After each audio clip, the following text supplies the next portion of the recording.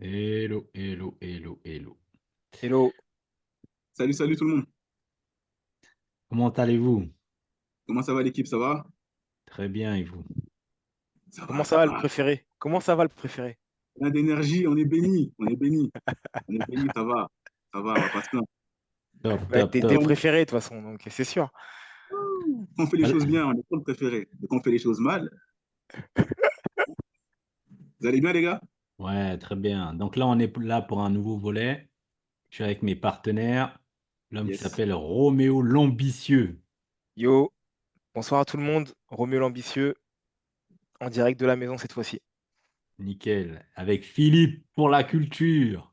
Salut, salut à tous. Philippe, toujours là. On parle de choses toujours intéressantes et content de participer à cette nouvelle émission. J'espère que tout le monde va bien. Et qui est le Top. préféré? Et moi-même, Nicolas. Bon, les gars, comme c'est le deuxième volet et que pendant un certain nombre d'épisodes, on va être amené à se présenter toujours pour les personnes qui ne nous connaissent pas. Ouais, Je vous laisse vous présenter à tour de rôle. à qui l'honneur? Vas-y, Roméo, je Allez-y. t'en prie. Ok, très bien. Bah, Roméo, toujours 36 ans, entrepreneur. Et dans l'immobilier, dans la finance, en tant que courtier en prêt immobilier, et puis également dans le commerce. Voilà. Comme je l'ai dit tout à l'heure, là, je suis en direct de la maison, donc c'est ici que ça va se passer, ce soir pour moi. Top, Philippe, tu y vas? De côté, moi, toujours pareil, hein, Philippe, 38 ans, investisseur immobilier, marchand de biens et tout nouvellement investisseur dans les dark kitchens. On aura l'occasion d'en reparler. Donc, voilà pour ma part. Ok, super. Bon, moi, je ne vais pas donner mon âge parce que je risquerais de choquer. Après, vous allez encore me faire la blague hors taxe ou TVA, TTC. Donc, je vais me Euh, calmer. Donc oui, pour faire simple, moi c'est Nicolas, conseiller. En fait, j'aide les solopreneurs et les dirigeants de TPE principalement à tester leurs idées de business et à créer des produits et des services désirables, tout simplement. Bon les gars, là pour ce deuxième volet, On va te faire. euh, ah, ça Allons commence droit au bien, but. ça commence bien. c'est un mytho.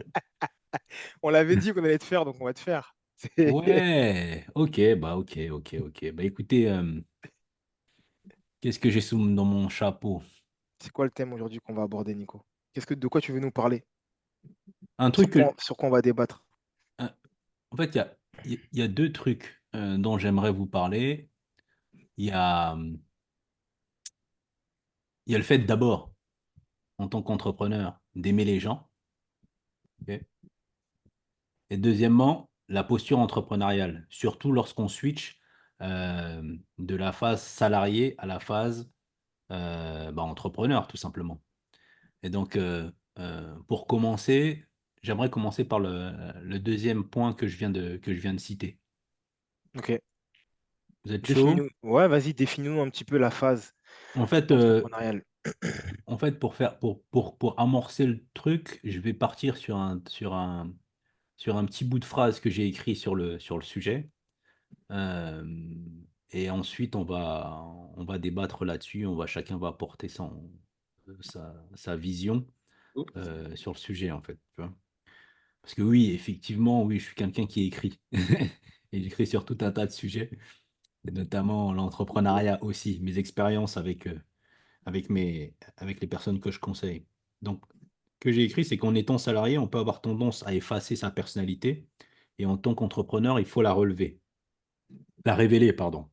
Et c'est notre personnalité qui nous permet de relever les défis. Donc, qu'est-ce que ça vous évoque avant que je rentre que je donne ma part de vérité? À toi le préféré. Dis-nous. Ben déjà, moi, la question qui me vient à l'esprit, c'est est-ce qu'on peut être salarié et exprimer pleinement son talent? Est-ce que ça passe forcément par la phase entrepreneuriale? Est-ce qu'on peut être un salarié, exprimer pleinement son talent et être complètement épanoui sans forcément passer par l'entrepreneuriat? Moi, c'est Bonne la question. première question qui me vient à l'esprit. Même si j'ai mon avis là-dessus, je pense que peut-être vous serez d'accord avec moi, je pense que si tu veux vraiment être toi, exprimer pleinement tes talents, ton potentiel, moi, c'est un mot que j'aime beaucoup, le potentiel, il faut que tu passes par l'entrepreneuriat à un moment donné dans ta vie. Il ne s'agit pas de l'être dès le début. Pour moi, c'est une phase. Et le salariat fait partie de cette phase-là. Et je pense que c'est une bonne chose de commencer par le salariat. Mais je pense qu'à un moment donné, si tu veux vraiment te révéler et vraiment avoir un sens, il faut passer par l'entrepreneuriat. Pour moi, c'est une phase obligatoire si vraiment tu veux exprimer pleinement tes talents. Je ne sais pas ce que vous en pensez. Nico? Moi, je suis assez, je suis assez d'accord avec le propos que vient d'énoncer Philippe, parce qu'en fait, lorsque tu es salarié, tu es dans un profil dans Mm. lequel on attend certaines choses. Et pour ce profil, parfois, il faut que tu te conformes, en fait, tu vois, à ce qu'on attend de toi. Et comme tout est, entre guillemets, prédéfini, euh, tu vas pas développer les mêmes ressorts psychologiques, les mêmes soft skills dans ta fonction de salarié que dans ta fonction d'entrepreneur. Ce que je vais ajouter, pour revenir à ce que je disais précédemment, c'est que lorsque tu entreprends, justement, c'est comme si, entre guillemets, c'était un peu, tu sortais un peu de ton cocon, où là, vraiment, c'est ta personnalité qui entre en jeu et qui te permet justement de développer ton activité. Que ce soit ton produit ou ton service, là, c'est toi. Tu es hors profil prédéfini. C'est vraiment toi, ta vision euh, tes ressources que tu dois mettre en œuvre et que tu dois révéler justement pour pouvoir performer en tant qu'entrepreneur dans ton projet. C'est un peu ça l'idée. Qu'est-ce que tu en penses? Alors, on va croire que je suis toujours l'avocat du diable, mais bon, c'est pas grave, faut bien que quelqu'un prenne le rôle de toute façon. Donc je le prends. Mais en fait, moi, je pense que ça va dépendre de ton niveau hiérarchique dans l'entreprise. Tu vois, même si je pense que dans la plupart des métiers, on va être à un moment limité pour être entièrement nous-mêmes. Même si j'ai envie de dire, même après, ça risque de lancer sur un autre débat, mais à quel moment on est vraiment nous-mêmes? Parce que toutes les opérations d'échanges sociaux qu'on a entre les gens, on va être amené à jouer un rôle. Quand je suis devant ma banquière et que je vais lui demander un prêt pour pouvoir acheter ma voiture, je vais être dans une posture et une attitude qui n'est peut-être pas forcément moi au quotidien. Quand je suis avec mes parents, je vais être dans une posture et une attitude qui n'est pas forcément moi au quotidien. Donc, bon, là, ça relance le débat philosophique, mais pour rester dans le cadre de l'entrepreneuriat et de l'entreprise, effectivement, je vous rejoins sur le fait que, à contrario de l'entreprise, à contrario de l'entrepreneuriat, dès le début, tu dois être toi et te développer en tant que tel. Euh, le salariat, il va falloir que tu montes des échelons, que tu sois à un niveau hiérarchique qui soit assez élevé, selon moi, pour te permettre d'être un maximum toi. Voilà ce que j'ai envie de dire là-dessus. Qu'est-ce que vous en Moi, je pensez? vais faire une petite distinction. Je pense que il est important de dire on peut être salarié et entreprendre. C'est pas forcément salarié ou entrepreneur. Moi, je prends mon exemple. J'ai monté ma première boîte, j'étais encore salarié. Et je pense que c'est une étape aussi qui est importante. Et il faut se dire qu'on peut, c'est pas forcément l'un ou l'autre. On peut être salarié, épanoui, mais entreprendre. On peut totalement être épanoui dans son travail et vouloir investir dans l'immobilier, monter une société à côté, un side business, et avoir les deux. C'est pas forcément salarié ou être entrepreneur. On vit une époque où on a tendance à un peu opposer les deux en disant que c'est l'un ou l'autre. Je pense qu'on peut tout à fait faire les deux et être épanoui dans les deux. C'est un Alors, élément important qu'il faut souligner, je pense. je vais à nouveau reprendre mon rôle d'avocat. Et pour moi, aujourd'hui, avec les petites années d'expérience que j'ai dans l'immobilier et dans l'entrepreneuriat, investir dans un appartement ou un immeuble, pour moi, c'est pas être entrepreneur. Pour moi, tu vois. Être entrepreneur, c'est ce que tu fais aujourd'hui. Être entrepreneur, c'est ce que Nico va faire. Être entrepreneur, c'est ce que je peux t'amener à faire aussi. C'est trouver des solutions à des réels problèmes, tu vois. C'est-à-dire que pour moi, la casquette d'entrepreneur, et peut-être que ça rejoindra ici également la question que Nico il avait initialement, la casquette d'entrepreneur, dans la manière dont moi je le vois, bien sûr, hein, c'est répondre à un besoin. Donc du coup, ça revient un peu à aimer les gens. Et donc du coup, chercher le problème, mais chercher également la solution. Pour moi, c'est une posture qui est différente quand tu es investisseur dans l'immobilier. En tout cas, moi, je me rappelle à mes débuts, quand j'ai commencé à investir dans l'immobilier, bon, j'étais déjà entrepreneur la force des choses que j'étais courtier, mais en réalité, l'entrepreneuriat sur la partie immobilière, je l'ai vraiment vécu quand je suis devenu marchand de biens. Quand j'ai commencé à avoir plusieurs lots et commencé à gérer des problèmes. Pour moi, peut-être que je suis un peu trop fermé, hein, trop obtus dans mes propos, mais tant que tu n'es pas dans une gestion régulière de problématiques, pour moi, aujourd'hui, tu n'es pas dans l'entrepreneuriat. Alors peut-être que j'ai pas une bonne vision de l'entrepreneuriat. Peut-être que ma vision, elle est tachée de mon expérience parce que moi, j'ai dû faire face à énormément de problématiques. Et donc, du coup, pour moi, ça rime avec entrepreneur, rime avec problème et solution. Mais tu penses que celui qui a qui a plusieurs SCI, qui gère une conciergerie, qui gère des femmes de ménage, Mais qui ça gère y est, des jobs de il main, gère les problèmes là. Ça y est, c'est bon, il gère les problèmes. Là, mais c'est un tu le sais, investisseur. là, il gère lui. Ouais, mais là, il est arrivé à une proportion où il gère les problèmes. Parce que tu vois, tu m'as dit les SCI, la conciergerie, les femmes de ménage, tu fais lien à l'humain avec tous les locataires. Tu fais lien à l'humain en tant que chef d'entreprise parce que tu as des salariés avec la femme de ménage dont tu viens de parler tout à l'heure, ou les femmes de ménage dont tu viens de parler tout à l'heure. Et là, tu es dans une gestion humaine qui fait que tu deviens entrepreneur. Et c'est pour ça En que fait, la gestion j'ai humaine qui fait que tu es distingué, entrepreneur. non, j'ai distingué le fait il y ait de la problématique. En fait, pour moi, tu achètes un appartement, Philippe, tu n'es pas un entrepreneur, tu es un investisseur. Tu es un investisseur à ta hauteur, mais tu n'es pas un entrepreneur, c'est pas vrai. Si j'en ai En 10, fait, toi, si j'en ai 10, si j'en ai ouais. 10, En fait, on a 10, tu as forcément des problèmes qui vont avec. Tu peux avoir 10, il n'y a pas de pépin. Moi, j'y crois pas. Donc toi, mais tu vois, toi, cette casquette-là, cette posture-là, tu l'associes à la complexité, en fait. Je Dès l'associe au lors, challenge. ouais, enfin, dès lors que les choses deviennent complexes et elles nécessitent de la résolution de problèmes, donc Ouais, aboutir à des solutions, ouais. là, tu es dans ta posture entrepreneuriale, c'est là où tu dois développer ton caractère, ta personnalité pour arriver à tes fins, en fait. Être orienté solution, orienté écoute, en mode amélioration continue. Tout ça, pour toi, c'est lorsque tu portes ton costume d'entrepreneur. Là, tu es dans le vrai. Alors que lorsque, pour le coup, pour faire un petit pont avec ce que je disais précédemment, lorsque tu es salarié, tu n'es pas amené à gérer autant de complexité, à être réellement dans cette phase de problème-solution.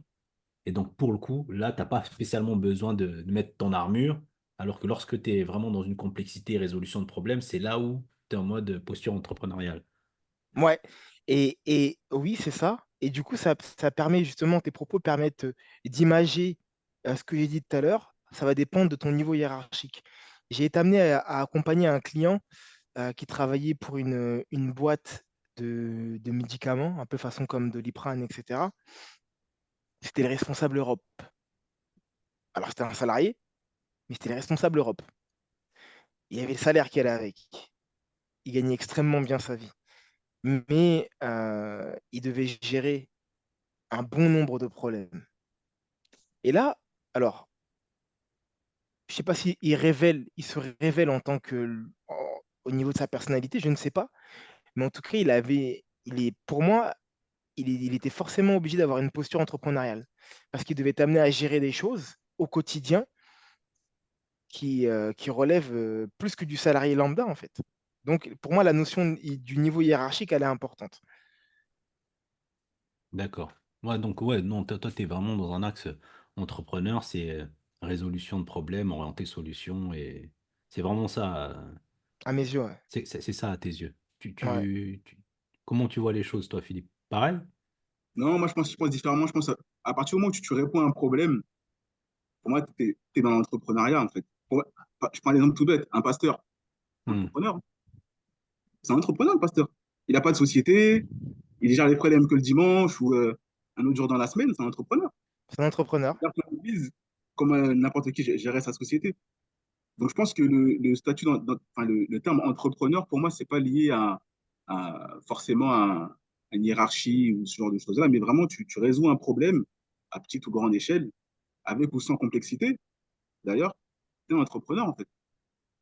À partir du moment où tu résous le problème par tes moyens, par ton intelligence, par ta force physique, peu importe, pour moi, tu es dans l'entrepreneuriat. Après, il y a des échelons, il y a des niveaux dans l'entrepreneuriat, bien évidemment. Mais à partir du moment où tu prends les devants toi-même et que tu réponds à un problème, pour moi, tu es un entrepreneur. Donc, c'est un pourvoyeur de solutions. Exactement. Exactement. Bah, je prends l'exemple tout bête, hein, ma maman qui vend des vêtements, qui les revend à des tantines, qui Ouais. achète des packs de riz, qui les revend aux voisins. C'est l'entrepreneuriat. Mais ta daronne, c'est une entrepreneuse, Philou. Mais Il pour y reprendre a ton pas... exemple, la hiérarchie, il n'y a aucune hiérarchie. À ce niveau-là, elle a la même hiérarchie que tout le monde. Elle a juste acheté un produit, elle le revend à quelqu'un d'autre avec une marge à la fin. C'est En, l'entrepreneuriat. en fait, D'accord. si, Il y a de la mémoire, solution, il y a la vision. Vas-y, je vais revenir. Exactement. ta question, c'était de savoir est-ce qu'on se révélait en tant que salarié. Et c'est pour ça que j'ai parlé du niveau hiérarchique. Ouais. C'est sur ça que j'ai rebondi. Sur le fait que, pour moi, il faut être à un certain niveau hiérarchique afin de pouvoir se révéler. Maintenant, le lien avec l'entrepreneuriat, je l'ai dit à la suite où Nicolas il a très bien illustré ce que j'essaie de penser lorsqu'il parlait justement être orienté solution, etc. Et c'est à ce moment-là que j'ai dit que ça rebondit, ça me faisait penser également qu'à un certain niveau hiérarchique, on est dans une démarche entrepreneuriale. Tu vois, c'est ça les propos que j'ai essayé d'avoir ou que j'ai eu tout à l'heure. Euh, Parce que pour moi, effectivement, quand tu es au plus bas niveau de ta hiérarchie au niveau de ta société, tu ne peux pas te révéler en tant que toi-même, à part quand tu as, un métier d'artiste, sans doute. Voilà, je suppose, à part les métiers atypiques. Mais les métiers un peu plus lambda, on va difficilement se révéler. Par contre, euh, lorsqu'on va avoir un certain niveau hiérarchique qui va être élevé, on va pouvoir être un peu plus nous, je pense. Même si dans le fond, je vais me contredire en disant que le monde du travail, il y a des règles qui font qu'on ne peut jamais vraiment être nous-mêmes parce qu'on doit correspondre à la société dans laquelle on est, on doit être corporate, comme le disait tout à l'heure Nico. Mais voilà, toutefois, je voulais quand même mettre cette nuance-là. Ok, les gars. Ok, les gars. Donc, pour le coup, pour revenir à ce que à à mes petites notes que j'avais écrit, est-ce qu'on peut s'accorder à dire que euh, quand tu es salarié, tu es face un peu de ce que tu es, de ta personnalité, et que quand tu es entrepreneur, il faut justement que tu révèles ta personnalité pour pouvoir performer. Vous êtes d'accord avec ce propos? Philou, Moi, je suis d'accord. Moi, j'aime dire que en tant que salarié, tu exprimes un talent et en tant qu'entrepreneur, tu exprimes ton don. Je pense qu'on Ah, on est tous avec un don, quelque chose qui nous différencie des autres, quelque chose qu'on fait mieux que les autres. On ne sait pas pourquoi, mais on le fait mieux. Et c'est ce que j'appelle le don. Et je pense que tu peux l'exprimer pleinement que si tu entreprends.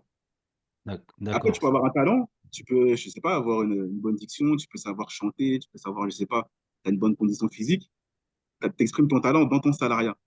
Mais à partir du moment où tu voudras dépasser un cap et donc exprimer ton don, il faut que tu sois dans l'entrepreneuriat. Pour moi, c'est mon point de D'accord. vue. J'ai un Parce truc que, à dire par rapport par rapport à ce que tu dis. Donc, ouais, ça veut dire que lorsque tu es salarié, tu as tendance à te conformer. Et lorsque tu veux entreprendre, lorsque tu souhaites entreprendre, tu as tendance à affirmer ta singularité. C'est un peu, grosso modo, c'est ce que c'est j'entends lorsque exactement tu ça. parles. Exactement ça. Tu lâches les chevaux, tout à fait. Exactement. D'accord. C'est-à-dire que grosso modo, un entrepreneur, en tout cas une personne qui est salariée et qui souhaite entreprendre, il faut qu'il arrive à faire le switch entre, voilà, moi je suis le Nico qui se conforme pour les besoins de mon entreprise, pour les besoins du poste que j'occupe, mais lorsque je dois être en mode entrepreneur, j'ai mon idée de business à développer, j'ai ma vision et autres, là il faut que j'affirme ma singularité. Parce que c'est justement celle-là qui va me permettre d'être résilient, de dépasser les obstacles, etc., etc. Et le fait de toujours croire en son projet, déjà, c'est quelque chose qui peut me permettre de développer justement cette singularité, cette aptitude à faire face aux difficultés, à être orienté aux solutions. Et puis voilà. C'est exactement ça. Ok. En tant que salarié, tu auras toujours ce plafond de verre qui t'empêchera d'atteindre ton plein potentiel. Ça, j'en suis persuadé. Et le potentiel, c'est ce qui nous caractérise tous. Ouais. On l'utilise à plus ou moins grande mesure.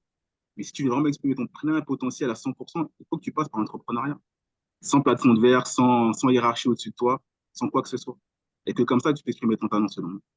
En fait, c'est comme les histoires de héros, c'est là qu'ils te révèlent. C'est la première fois où tu prends conscience de tes pouvoirs, c'est parce que tu rentres dans l'entrepreneuriat, grosso modo. C'est un peu ça Exactement l'idée. ça. Des fois, tu sais même pas, tu connais même pas tes capacités. Et c'est dans Exactement. l'entreprise, dans l'entrepreneuriat que tu te découvres et que tu te révèles et tu peux te surprendre. C'est Je comme pense qu'il y en a grosso, plein qui sont dans ce cas-là. C'est comme quand on fait le lien avec, tu vois, tu vis une vie plus ou moins paisible et un jour tu rencontres une galère et là, tu as un problème et tu es obligé de trouver des solutions. Et donc là, tu développes enfin, c'est une autre partie de toi, de ton caractère, de ta personnalité que tu n'avais jamais gratté, qui finit par se révéler et qui te permet justement de, trouver, de répondre aux différentes problématiques qui t'occupent l'esprit au quotidien et à arriver à trouver les solutions et pour le coup continuer sur le chemin des possibles en fait. C'est un peu ça. Moi, c'est un peu ça ce que j'entends, tu vois. Ah Et, non, euh, c'est exactement ça. C'est et, exactement ça. Mais et il y une a, il y a... Oui, Vas-y, sans vas-y. trop. Excuse-moi, vas-y. Non, en fait, c'est-à-dire que en fait, j'essaye de synthétiser pour les personnes qui nous écoutent aussi, parce que nous, Ouais, on est un peu dans notre truc. C'est grosso super. modo une personne qui est dans une posture salariée aujourd'hui et qui aimerait faire le switch, il faut qu'il comprenne que de l'autre côté de la rive, il va être amené à rencontrer des problèmes, il va être amené à commettre des erreurs. Et ce qui va le sauver, c'est pas non c'est pas son aptitude à savoir se conformer à un poste tel qu'il occupe aujourd'hui.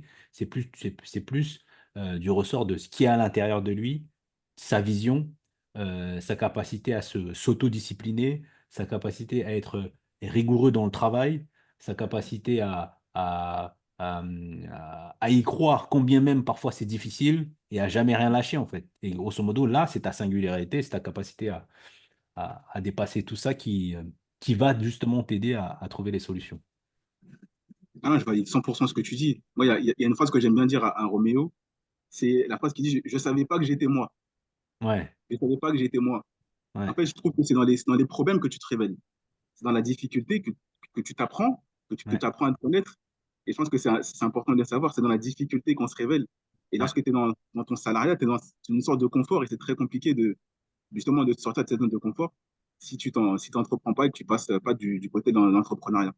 Donc, si vraiment tu veux dépasser ce plafond de verre, tu vas atteindre un certain niveau, pour moi, à un moment donné, il faut que tu passes de l'autre côté et que tu entreprennes. Peu importe le domaine, mais il faut que tu entreprennes.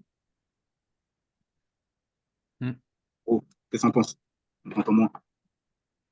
Bah, franchement, je suis pour le coup tout à fait d'accord avec vous.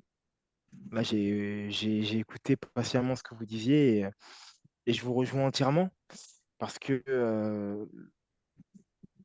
je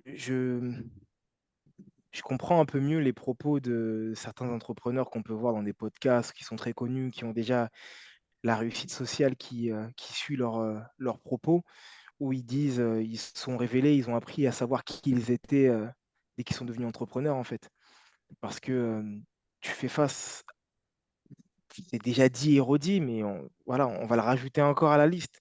Tu fais face à tellement de challenges, tu fais face à tellement de challenges que si tu te révèles pas, bah, en fait, les rounds, tu vas les perdre un par un, en fait. Voilà, moi, je fais toujours le parallèle avec la boxe, mais les rounds, tu vas les perdre un par un. Tu es face à un adversaire qui a l'air plus aguerri que toi, voilà, qui a l'air plus fort, plus rapide, mais le souci, c'est qu'il a encore jamais combattu contre toi et personne n'a jamais combattu contre toi. Donc, on n'est pas encore tes skills. Toi-même, tu les connais pas.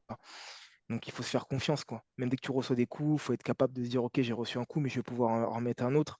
Il y a encore des rounds qui arrivent» et c'est vraiment ce que je vois moi à travers l'entrepreneuriat. Donc c'est pour ça que ça m'a totalement parlé ce que vous avez dit et à part ça, j'ai rien à rajouter là pour le coup. parfait, Mmh.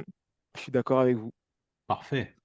Donc là, pour le coup, pour une fois, comme on est aligné sur cette première partie, totalement. qui je pense va être intéressante pour les personnes qui vont écouter ce propos, qui vont nous suivre et qui sont justement dans cette phase de réflexion. Je me lance, je me lance pas. Comment les choses vont se passer. Euh, Qu'est-ce que je dois développer chez moi pour... Vas-y, je t'écoute. Non, il y a un propos que j'ai envie d'ajouter, mais je te laisse Ouais. d'abord finir de dire ce que tu as envie de dire. Non, tu peux y aller, tu peux y aller. Ouais? OK.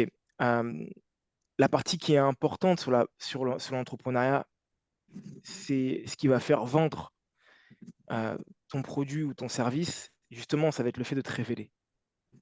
Ça va être le fait d'être toi, en fait, parce que les gens achètent une partie de toi. Un prolongement. Exactement. C'est toi qu'ils achètent d'une certaine manière. Les personnes qui fonctionnent le mieux sur les réseaux, en vendant des formations ou en vendant des services, ou peu importe, ou même à plus petite échelle, hein, l'artisan qui va fonctionner bien dans ta ville, c'est parce que c'est lui, c'est sa patte. C'est avec lui qu'on veut bosser. C'est pas avec un autre. Même s'il y a des tarifs qui sont plus élevés. L'avocat qui va bien fonctionner plus qu'un autre, alors qu'il est beaucoup plus cher, ou le médecin voilà, qui va faire le sale comble, c'est parce que c'est avec lui qu'on veut travailler. Donc, l'entrepreneuriat demande de se révéler entièrement parce que c'est ta signature que les gens achètent en fait. Ils n'achètent pas le produit. Ton produit, ils peuvent l'avoir ailleurs aujourd'hui. Ta baguette, quand tu la vends dans une boulangerie, toutes les boulangeries proposent des baguettes.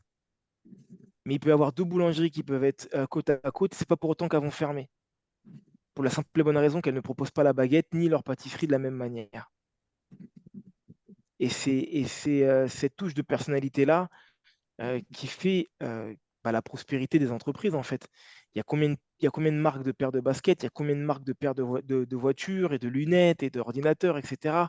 Mais en fait, ce qu'on veut, nous, c'est s'accaparer un bout de la personnalité de la marque ou de l'entrepreneur avec qui on veut travailler. Ouais, tout à fait. En fait, ça rejoint aussi un TEDx de Simon Sinek, celui Hmm, qui a écrit Why, pourquoi, le Why, Big Why, là, fameux où il dit pourquoi. que grosso modo, les gens n'achètent pas ce que vous faites, ils achètent pourquoi vous le faites, tu vois. Exactement. Parce que grosso modo, on peut être, comme tu le donnais si bien en exemple, il peut y avoir 20 vendeurs du même produit, mais ce qui va souvent les différencier, c'est la raison qui les pousse justement à vendre ces produits. Et c'est là où l'histoire, l'historique, tout ce branding autour du produit vendu ou du service vendu fait souvent la différence dans les yeux du consommateur. Ouais. Philou? Non, je résumerai en disant que faut savoir s'écouter. On a tous une petite voix comme ça qui résonne en nous, qui nous donne plein d'idées, qui nous pousse à sortir de notre zone de confort, qui nous pousse à entreprendre des choses. Et très peu sont ceux qui l'écoutent véritablement. Et moi, j'ai décidé d'écouter cette voix-là, même si j'avais peur de ce qu'elle me disait. Et je pense que si cette voix-là, elle te dit des choses qui te font peur, pour moi, c'est qu'il faut le faire. Je pense que lorsque tu penses à des choses, lorsque tu as t'as des pensées qui bénéficient aux autres, dont le but est de donner aux autres et d'aimer les autres, c'est ce que j'appelle ta mission de vie. Lorsque tu as des idées qui bénéficient qu'à toi, je sais pas, moi, tu rêves d'acheter une grande maison, une grande voiture, ça, c'est de l'ambition. Moi, je parle de la voix vraiment qui te fait faire des choses pour les autres, des choses impactantes.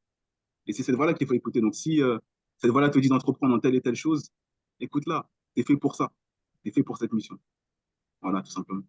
Ouais. Magnifique. Dommage que j'ai pas le petit poste là, je t'aurais mis les applauses. Les cœurs, mettez des likes, les amis, les cœurs, des cœurs. Tapoter Ah, l'écran. non, Des mais likes, c'est des likes. réel. Non, c'est important. Écoutez cette petite voix-là qui résonne en vous. Et ça fait la transition avec le fait d'aimer les gens, une fois de plus. Exactement. Parce que c'est les produits qui se vendent bien, c'est les produits qui servent à un plus grand nombre, en fait. Tout à fait. Tu vois, le produit qui ne sert qu'à une seule personne, bah, en fait, il ira très souvent au fond de l'armoire après par la suite.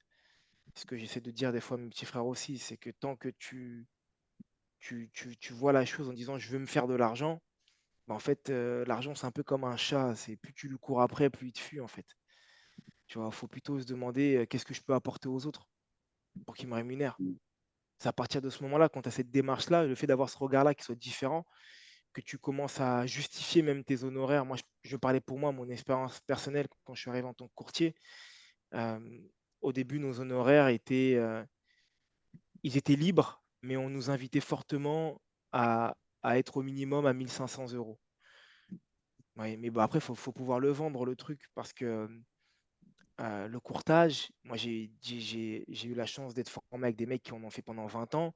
Ils m'ont dit, t'avais 800 euros, t'étais bien déjà à l'époque. Mais entre-temps, bah, il y a eu de plus en plus de courtiers. Et puis après, du coup, bah, il a fallu commencer à étayer sa stratégie et puis et également ce qu'on avait proposé, l'accompagnement qu'on proposait à nos clients. Et donc, du coup, afin de pouvoir justifier de l'augmentation du, des honoraires. Et en l'occurrence, moi, quand je suis arrivé, bah, étant un peu fougueux aussi, et puis en me disant, ouais, je vais essayer un maximum de pouvoir bah, générer le plus de chiffre d'affaires le plus rapidement possible. J'ai pas mis mes honoraires à 1005, mais je les ai commencés à 1008. Et la première fois que j'ai commencé à proposer mes honoraires à 1008, j'ai fait l'erreur de les proposer, ils ont été acceptés, mais en fait, j'étais très mal à l'aise à l'idée de proposer 1 800 € parce qu'en fait, je ne savais pas ce que j'apportais en plus à mon client. J'étais dans une démarche où je me disais juste, en fait, j'ai envie de faire mieux que les autres. J'étais plus dans une démarche de challenge en disant, ah, lui, il propose 1005, et ben moi, je suis sûr que je suis capable de faire mieux. Au lieu de me demander réellement, est-ce que la proposition de valeur que je propose aujourd'hui vaut réellement ces honoraires-là. Donc, bon, au final, le dossier c'est bien ficelé, le projet, j'ai pu le faire jusqu'au bout, le client était content, donc du coup, ça ne l'a pas dérangé de payer cette somme-là. Mais je me suis quand même posé la question à savoir, mais est-ce que c'est le fait que c'est la première fois que je propose ces honoraires que je suis mal à l'aise, ou est-ce c'est parce qu'il y a une partie de moi qui me dit, elles sont peut-être pas justifiées en fait. Donc j'ai commencé à rechercher, à me demander qu'est-ce que je pouvais apporter en plus. Et l'accompagnement que j'aimais faire, que j'ai fait naturellement, moi, c'était d'accompagner au rendez-vous banque. Parce que la plupart du temps, les courtiers vont te dire, bah, j'ai trouvé une banque pour toi, c'est la Cité Générale, il y a rendez-vous le lundi 14, vas-y, tu dis que tu viens de ma part. Mais en fait, non, moi, je viens avec toi. Pareil pour le notaire. Bah, le rendez-vous chez le notaire, c'est le 18, attention à ramener ça, ça, ça et ça. Bah non, moi, je viens avec toi. Et à ce moment-là, j'étais beaucoup plus à l'aise de proposer mes honoraires parce que je savais que mes honoraires restaient justifiés. Et que derrière, bah, en fait, le retour client, il était juste, mais j'ai des amis qui sont déjà passés par un courtier, mais jamais ils ont été accompagnés chez le notaire. Et puis même quand j'allais chez le notaire également, le notaire, il était juste égaré de me voir. Donc, il est important de comprendre qu'est-ce qu'on peut apporter aux autres. Voilà. Ouais, tout à fait. Tu veux dire un mot avant que je dise un mot, Philippe? Non, voyez, sans prie, je sais pas, tu veux qu'on enchaîne direct ou tu veux un peu introduire le deuxième Mm. topic? Ouais, en fait, il a déjà commencé remarquablement, Roméo, avec le deuxième topic. Le fait d'aimer les gens, c'est ça, en fait. C'est-à-dire que derrière le service ou le produit que tu proposes, tu as tellement bien cerné et compris les besoins de ton client et la survaleur potentielle qu'il peut attendre, que lorsque tu vends ton bien ou ton service, toutes ces choses-là que tu as pu pointer, bah, en fait, tu les lui fournis, tu vois. Ouais, Et c'est là, justement, où aussi tu peux justifier ton prix. tout à Parce fait. que de la même façon, dans l'exemple que donne Roméo, le fait d'apporter justement cette survaleur par rapport à ses concurrents courtiers, lorsque le client peut être amené à se poser la question, mais qu'est-ce qu'il fait de plus? C'est ça. Roméo, dans le simple fait de dire à son client, dès le départ, dès le premier rendez-vous, voilà comment les choses vont se passer, et moi, je vous accompagne jusqu'à la fin. Jusqu'à la Mm. fin, c'est pas vous signer. Jusqu'à la fin, c'est je viens avec vous pour signer. Et ça fait toute la différence. Et là, le client se sent aimé. Et là, je vais juste faire une petite parenthèse pour que les personnes qui nous écoutent puissent comprendre. Dans un modèle de business, il y a trois parties importantes. Il y a la désirabilité, il y a la faisabilité et il y a la viabilité. La désirabilité, grosso modo, c'est ce dont on parle là. C'est ce que le client va voir, le produit ou le service. Est-ce qu'il est désirable ou pas? Est-ce qu'il le veut ou pas? La faisabilité, c'est ce que le client ne voit pas. Grosso modo, c'est est-ce que je suis apte à créer ou à proposer ce service-là à mon client? Et la viabilité, tout le monde sait ce que c'est les moins et les plus. Et grosso modo, c'est ça. Et donc, dans la partie désirabilité, c'est réellement avoir toujours en tête le fait de... Ce qui est important, c'est j'aime mon client. Comme j'aime mon client, je veux lui proposer un produit ou un service de qualité. Après, il y a d'autres entreprises qui vont proposer un service similaire aux autres, mais ils vont faire la différence dans la relation client. Lui, Roméo, c'était purement dans l'accompagnement. Et donc là, il illustre très bien le propos, pour le coup, d'aimer les gens. Et donc, ouais, c'est pour ça que je dis que son exemple illustre remarquablement. Et c'est réellement ça. Un entrepreneur, il doit comprendre que déjà, au-delà des aspects marketing ou autres, si ton produit ou ton service, tu le maîtrises, tu le comprends, tu sais ce que l'autre partie attend, donc c'est-à-dire ton client, ce qu'il attend, tu seras déjà meilleur vendeur. C'est-à-dire que il n'a pas besoin de faire il n'a pas eu besoin de faire une grosse formation de commercial, Roméo, pour savoir que voilà ce que les autres font, voilà ce que je vais faire, compte tenu du fait que je veux apporter le plus de valeur à mon client. C'est-à-dire que déjà là, de fait, ils vont mieux. Tu comprends ce que je veux dire ou pas? Avant même de penser au marketing, si tu maîtrises cet aspect-là, si tu comprends réellement le besoin de ton client, bah en fait, tu vends naturellement. Et c'est ça, grosso modo, quand on dit bah, vendre naturellement, en fait, c'est un prolongement. C'est-à-dire que il y avait l'exemple d'une nana que j'ai conseillé qui vendait des produits cosmétiques, qui avait parfois un peu de mal à vendre ses produits, c'est parce qu'elle les connaissait pas elle les connaissait déjà d'une pas parfaitement et elle n'avait pas réellement conscience du besoin réel de ses clients par rapport à ses produits. Dès lors qu'on a fait quelques échanges ensemble et on a mis ça en lumière, pour le coup, lorsqu'elle s'adressait déjà à ses clients par rapport à ses produits, en décrivant ses produits et autres, bah justement, son discours était beaucoup plus percutant et pour le coup, elle a fait plus de ventes automatiquement, juste par ce simple fait. Tu vois? Et ça fait toute la différence. Aimer les gens et vendez mieux, tout simplement. Aimer les gens, je pense que ça passe par l'écoute, en fait. Et- Tout à fait. L'écoute, la fameuse écoute active dont on parle. Et quand je me remémore mes débuts en tant que courtier, ce qui m'a poussé à accompagner mes clients, c'est que j'ai senti en fait une crainte, des inquiétudes sur mais comment on va faire au rendez-vous banque, qu'est-ce qu'il faut lui dire, comment on va faire avec le notaire, qu'est-ce qu'il faut ramener, etc. Et, euh, et donc du coup, il y a deux raisons qui m'ont poussé à y aller. Bon, la première, c'est celle que je viens de vous indiquer, parce qu'il y avait des clients qui étaient inquiets à l'idée de... Bah, c'est leur premier projet pour la plupart, c'est la première fois qu'ils achètent. Et même quand c'est la deuxième fois, voilà, ça va être deux fois dans leur vie en fait. C'est pas non plus, ils sont pas marchands de biens quoi. Et la deuxième, c'était aussi pour pouvoir cadrer le rendez-vous banque et être certain que chacune des parties, parce que quand tu es courtier, tu es intermédiaire, tu es le mec au milieu, t'es le type qui propose à la banque un client désirable et tu es le type qui propose au client une banque qui est désirable. Donc, afin de faire en sorte que le speech continue du début jusqu'à la fin, que, que la mariée soit toujours bien maquillée, il était important en fait que le cadre il soit maintenu. J'ai eu une fois une situation qui a été très compliquée. Ça a été avec un directeur qui venait juste de commencer en tant que directeur et qui, je pense, avait besoin de s'affirmer un peu plus auprès de son équipe. On était en rendez-vous avec sa directrice adjointe et, euh, et lors du rendez-vous, heureusement, moi j'étais là, bien sûr. C'était un couple de, de personnes on va dire, qui avaient la quarantaine, peut-être début de cinquantaine. Ils achetaient leur première maison, mais ils ne parlaient pas hyper bien français. Et donc, le but du jeu, c'est quoi? C'est que on te prête de l'argent, tu ramènes ton salaire chez nous, en fait, hein. Ce qu'on appelle la domiciliation des revenus. Et cette partie-là, moi, pour ma part, elle avait été claire et je leur avais dit déjà les règles. Et pour des raisons que j'ignore, devant la directrice adjointe, ils ont un petit peu paniqué en disant oui, mais est-ce qu'on doit aussi ramener nos épargnes, l'épargne pour nos enfants? Et puis la nana le dit, vous ramenez tout et nous, on va s'occuper de tout ça, en fait. Et en voyant leur gestion financière, je sais que, voilà, que le papa avait pour habitude de vraiment gérer la partie financière, de gérer les assurances vie qu'il avait, etc. Et lui, il s'est dit, mais attends, je vais casser mon assurance vie pour la ramener là-bas. À la base, c'était pas le dit, j'ai ramené mon salaire, mais pas le reste, quoi. Pas comme ça, pas d'un coup, je les connais pas encore assez. Donc il a dit, on va réfléchir. La nana s'est braquée en disant, mais comment ça, vous allez réfléchir? Je pensais que monsieur Mata, vous avez tout dit.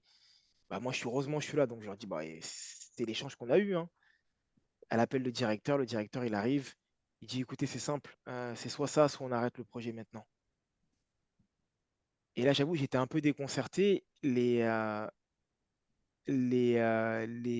clients l'étaient aussi, ils se sont braqués, tout le monde s'est braqué. Ils ont voulu arrêter le rendez-vous là. Donc le projet ne s'est pas fait.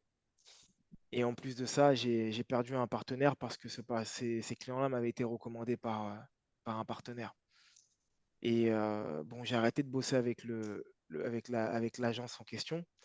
Et peut-être un an après, l'agence est revenue nous voir parce qu'en fait, elle avait besoin de nouveaux dossiers parce qu'elle n'avait pas assez de dossiers en fait. Donc elle est venue nous voir dans notre cabinet en disant: «Ouais, ce serait bien qu'on fasse un partenariat, et cetera».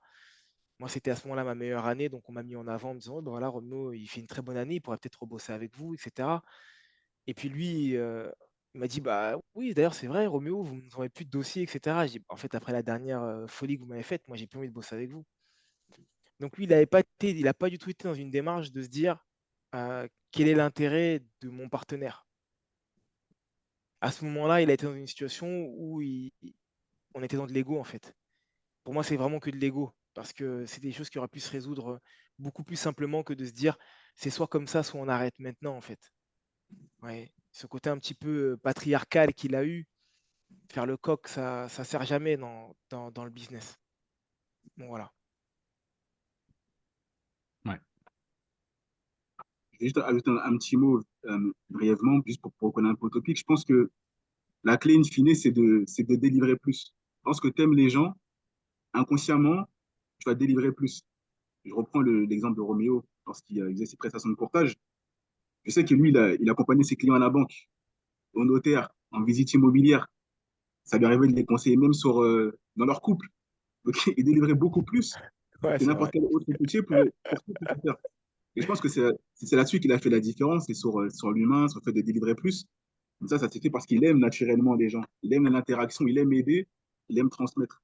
Donc je pense qu'in fine, lorsque vous voulez entreprendre des choses, si vous voulez mettre la personne au centre de votre activité, ça passe par le fait de l'aimer d'abord. Et forcément, vous allez faire la différence si vous aimez les gens. Donc voilà, c'est tout ça. Tout à fait. Tu as les bons mots, hein, tu as les bons mots, toi, hein. Les préférés de Dieu. Inspiré ce Ah, soir, je suis le préféré, il a vraiment ses bons il a vraiment les bons mots, inspiré, je sais pas ce qui m'arrive, je sais pas. hein. Même si, attention, on peut réussir sans aimer les gens. Hein. Ah oui, totalement, Ouais, ouais. totalement. Ça, Il y a des c'est business, un point des important, tu as business raison. d'opportunités hein, qu'on peut faire sans aimer les gens véritablement. Hein. On est Ça, c'est dans l'opportunité à ce niveau-là, mais c'est vrai. c'est aussi faisable.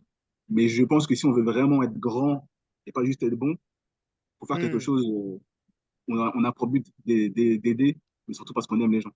Voilà, je pense que Ouais, c'est ça. tout à fait, tout à fait. Après, bon, c'est vrai que ce qu'il faut se dire, même si on peut faire un business sans aimer les gens, mais au moins on a une bonne compréhension des intérêts des gens. Exactement. C'est ça qui fait Ouais, le qui permet de gagner. Tu vois, c'est comme bah justement, c'est le fait entre guillemets mettre des carottes aux gens, c'est parce qu'on comprend leurs intérêts. On les aime peut-être pas, mais au moins on comprend bien Ouais, leurs intérêts. tout à fait, tout Et à donc là, fait. on est capable c'est clair, c'est clair. de leur proposer une bonne carotte pour les faire avancer, quoi. C'est Ouais, c'est vrai. vrai. C'est vrai et d'ailleurs ça illustre bien ce qu'ils appellent les manipulateurs ou tous les menteurs d'internet, qui vendent des produits qui n'ont aucune valeur. Ils aiment pas les gens, ces mecs-là, mais au moins ils savent que les gens attendent. Donc quand tu arrives et que tu vois une publicité et le mec il dit, dans 3 semaines, tu pourras avoir, ta Porsche, ta Ferrari ou dans un mois, tu pourras avoir le même gabarit que je ne sais quel athlète. Bah, en fait, ils aiment pas forcément les gens, mais ils ont compris, quel était leur point faible et ils jouent là-dessus. C'est clair, Donc, c'est c'est clair. vrai que je te rejoins là-dessus. Tu peut-être pas forcément on n'est pas toujours obligé d'aimer les gens pour pouvoir faire de l'argent. Mais après, après, ça devient comme un concept de vie en général. Quelle est ta vision? Court terme, moyen terme, long terme? Si tu veux mettre des carottes aux gens, tu vas pas durer longtemps. Mais si Hmm. tu aimes réellement les gens, là, tu vises le long terme et potentiellement, là, ça peut le faire, tu vois. Quand tu es bien accueilli, je sais pas moi, dans un restaurant ou ailleurs, quoi, dans un autre type de commerce, à l'entrée jusqu'à la sortie, il y a des commerces où on te raccompagne jusqu'à la sortie, en fait, tu vois. Tu te sens bien traité, pour le coup, Ouais, tu vois. ouais. Ils sont pas obligés de faire ça. Il y a des commerces où on t'accompagne pas du tout. Mmh. Et tu te sens bien traité, tu as envie de revenir, tu vas recommander facilement, et pour le coup, ça fait que l'entreprise peut prospérer à long terme, ce genre de truc-là, en fait, tu vois. Et pour le coup, j'en suis sûr que les entreprises qui aiment véritablement les gens pendant la période Covid, à mon avis, c'est celles qui ont eu le plus de résilience, tu vois. Mm, Et c'est mm. celles que les clients ont dû certainement, enfin, les clients ont dû certainement retourner là-bas juste après la période dès qu'on a ouvert les portes, en fait, tu vois. Parce que justement, tu te sens apprécié par la personne délivre, enfin, l'entreprise, elle délivre un bon service, elle te prend en considération réellement, tu vois. Pour les... Ouais, en fait, ça me fait penser à tellement de choses. Le fait d'aimer les gens, ça fait une grande différence, en fait. C'est-à-dire que même quand tu viens et que tu n'as pas spécialement envie de consommer, tu consommes quand même, en fait, tu vois. Ça, c'est une réalité. Ça. Mais par contre, Ça j'ai une question à te t'incite. poser après, Ça Nico. t'incite. Vas-y, pose-moi ta question. Parce que du coup, tu vois, ce que tu me dis me fait penser à une question qui me taraude là maintenant. On parle d'aimer les gens, mais si on prend l'exemple de McDo, Oui. est-ce qu'aujourd'hui, ils sont le secteur et posés comme ils le sont, comme des mastodons parce qu'ils aiment les gens? Moi, je pense que oui. Ok, Moi, je pense que oui. Parce qu'en fait, il y a dans le fait d'aimer les gens, il y a l'expérience. Ce que je trouve remarquable chez McDonald's, c'est l'expérience. Quand tu observes un minimum, tu vois que McDonald's, euh, il repense sans arrêt l'expérience du client, c'est-à-dire l'expérience physique. Ils sont souvent en travaux, hein. c'est vrai. Oui. Tu vois, ils repensent sans arrêt ça. Euh, que ce soit comment dire, le délai de commande, tout ça, tous ces microservices que pour le coup, on ne voit pas et qu'on ne mesure pas. Aujourd'hui, Philippe, qui est dans le commerce de bouche, il pourra te le dire bien comme il faut. Euh, tous ces petits ajustements que McDo maîtrise parfaitement, bon, en fait, compte, c'est ce qui fait la différence entre McDo et les autres enseignes de commerce de bouche, en fait, tu vois. Et ça fait toute la différence. Et moi, je pense véritablement qu'ils aiment leurs clients. Après, D'accord. de là à dire, j'irai pas Qui leur font dénigrer du bien. McDo par rapport Hmm, à l'alimentation, à ce qu'ils proposent. Ils proposent ce qu'ils proposent, tu vois ce que je veux dire? Et bien combien sûr. même on pourrait avoir des choses à leur reprocher, ils font toujours en sorte comment dire, d'aller vers le mieux avec le temps. Et là, tu le vois aujourd'hui avec leur prise de position éco-responsable, tu vois? Hmm, Avec les packaging et compagnie, tu vois ce que je veux dire? Donc, ils font quand même un effort. Après, faut voir que c'est une grosse machine. C'est-à-dire que tu peux pas prendre la décision aujourd'hui et ça se fait demain. C'est mondial le truc, tu vois? Donc, il y a certainement des parties prenantes, des choses, des implications diverses et variées qui des font qu'ils ils distributeurs. peuvent pas décider de dire aujourd'hui, je vais changer ça pour que, et ça va s'étendre partout, en fait, parce qu'il y a il doit avoir il y a les hommes, il y a les D'autres ressources, fournisseurs, bien sûr. il y a autre chose en fait, tu vois. Mais quand tu regardes bien, enfin, tu as du recul. Aujourd'hui, on en a du recul sur McDo. On a consommé petit et là, en tant qu'adulte, Hmm, tu vois qu'il y a beaucoup d'améliorations, il y a beaucoup de modifications. Même sur les jouets, à l'époque, on nous proposait des jouets en plastique. Aujourd'hui, c'est quasiment que des jouets papier en fait, tu vois, qui sont recyclables, tu vois. Et donc, il y a plein de trucs qui sont mis en œuvre. Et donc ça, de toute façon, pour durer autant de temps, il faut aimer les gens. Il faut bien comprendre ton client, tu vois. hmm. Aujourd'hui, quand tu vas chez McDo, tu vois que leur cible, c'est les jeunes. Pourquoi? Parce que si c'était les vieux, bah, ils mettraient certainement pas de trucs tactiles, tu Ouais, vois. Tu comprends? Et comme ils attirent les jeunes, ils attirent les enfants, bah, les parents viennent avec, tu vois. Et puis nous sommes d'anciens enfants. Comme nous sommes des anciens enfants, on kiffe parce qu'on sait que chez McDo, ça va être rapide, on va kiffer, peut-être qu'on va avoir un jouet, peut-être qu'on va avoir un verre ou autre, tu vois. Et quand tu viens, tu sais que tu peux te poser pour y travailler, tu sais que tu on peux connaît faire l'expérience. une date, tu vois. Les gens, à l'époque, la référence, c'était quoi? Ciné McDo, McDo, tu vois. totalement. Totalement. Donc, Ouais, ils connaissent nos habitudes. En fait, et ça, quand tu connais tes clients, bon, en fait, tu sais ce qu'ils attendent de toi et tu leur Hmm. délivres cette valeur. Et ils sont même allés jusqu'à un moment, il y a une dizaine, ou plutôt 15 ans comme ça, maintenant, à offrir le Mac Morning, tu vois. C'est-à-dire qu'au-delà du midi 18h ou 20h, ils proposent le repas le matin, tu vois. Ils s'adaptent. Après, il y a quoi? Mac Café. Quand tu penses à tout ça, c'est que tu aimes les gens, tu aimes leur proposer un service limite du 24 heures sur 24, entre guillemets, hein, comme Ouais, c'est pas réellement 24 heures sur 24, mais c'est plutôt sur c'est toute la presque, période hein. de la journée, C'est fini très tard maintenant. du zénith au crépuscule, tu leur Ouais. proposes des services divers et variés, et pour qu'ils s'y sentent toujours bien. Et c'est pour ça que leur slogan, c'est venez comme vous êtes. Donc oui, pour moi, pour répondre à ta Mhm. question, après avoir dit tout ça, Ouais, pour ouais, moi, bien. ils aiment les gens, tu vois. Bonne réponse, merci. Je m'attendais pas à ça, mais bonne réponse. Philou, t'en penses quoi, toi, qui est justement dans le foot aujourd'hui, là?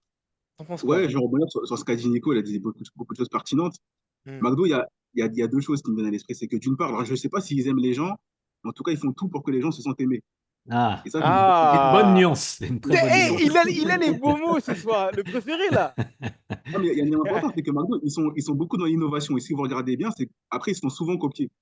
Ils ont été Ouais. l'un des Oui, premiers à mettre les bornes totalement, comme ça, où les gens venaient commander. Maintenant, tout le totalement, monde les copie. Ils ont totalement, été l'un des premiers aussi à mettre les cuisines ouvertes.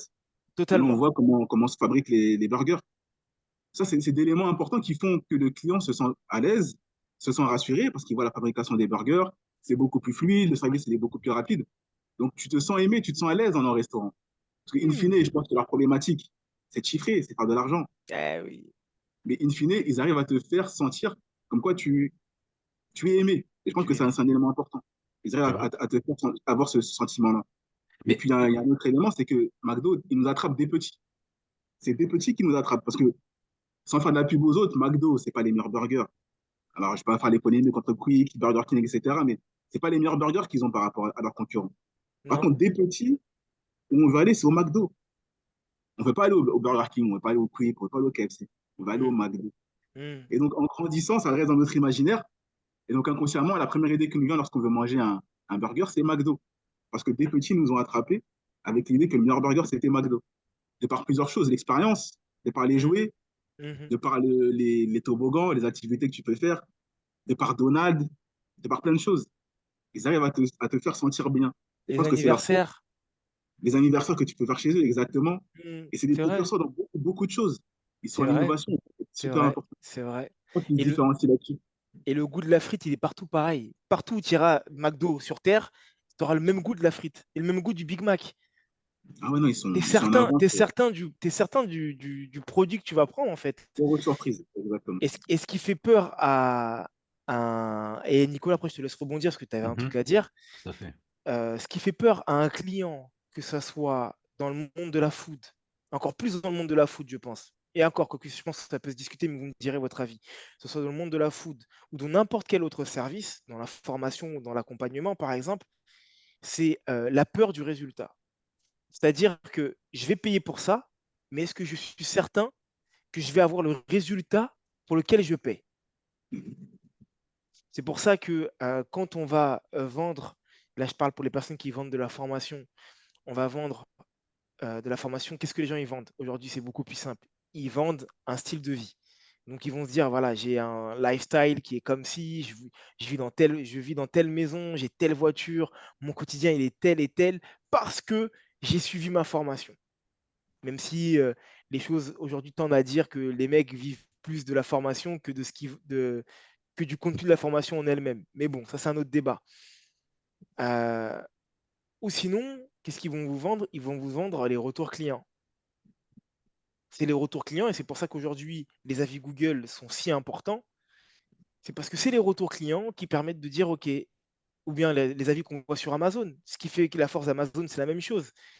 Moi, quand j'achète un produit sur Amazon, à part les livres, je regarde même pas la fiche technique. Je vais sur les avis, je regarde les étoiles, je vais sur les avis, je regarde les 5 premiers avis qui sont à 5 étoiles et ensuite je regarde les derniers avis, ceux qui n'étaient pas bons. Pourquoi le mec, il met une étoile? Pourquoi il a dit oui, ça c'est détestable, etc., etc. Et si je vois que ça a l'air d'être un relou, je lui dis c'est pas grave, je prends mon produit. Mais par contre, si c'est l'inverse et que le mec il a dit un truc pertinent, moi j'ai eu le cas par exemple sur un dernier produit que j'ai acheté, j'ai fait l'erreur de ne pas prendre les dernières étoiles et au final le produit que j'ai acheté n'était pas compatible avec mon téléphone. Et c'était indiqué sur le commentaire.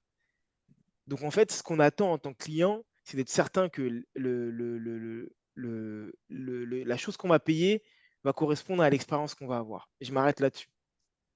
Ouais, Nico, intéressant. Ouais, après, tu sais, là, tu sais, moi, j'aime beaucoup écrire sur les sujets qui sont en lien avec l'amour. Mhm. Et là, on parlait du fait d'aimer les gens. Philippe a apporté la nuance sur le fait de faire sentir que l'on t'aime, tu vois. Exactement. Il y a deux choses que je pourrais dire. C'est-à-dire que quand tu aimes quelqu'un, je pense que tu es apte euh, à lui faire sentir que tu l'aimes, quand tu l'aimes, vraiment.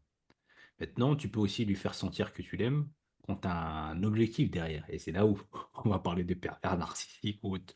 Donc, je dirais pas que McDo est un pervers narcissique. Attention, attention. Moi, j'ai pas de problème.